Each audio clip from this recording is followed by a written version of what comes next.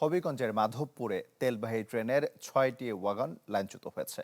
এতে সিলেটের সাথে সারা দেশের রেল যোগাযোগ বন্ধ রয়েছে।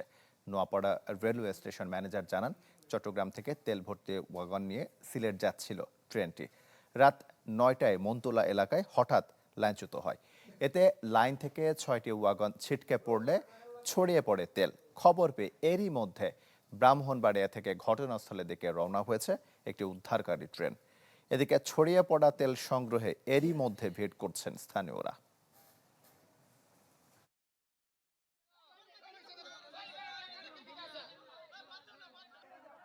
লাইনের পাশে মাটি নাই, পাথর নাই, স্লিপার দুর্বল, সেই কারণে হয়তোবা এই দুর্ঘটনা ঘটতে পারে।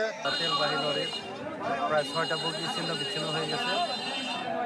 একটা বগি এখানে ব্রিজের নিচে খাদে পড়ে আছে, আর 3টা থেকে তেল ঝরতেছে। এখানে উচ্চ জনতা এই তেল সংগ্রহ করতেছে, এদেরকে থামানো যাচ্ছে না। লিলি আল্ট্রাসফট সিরাম জেল, যা গভীর থেকে স্কিনে দেয় 3 গুণ সিরাম হাইড্রেশন। সিরাম জেল হাইড্রেশনে ব্রাইট থাকো সব সিজনে।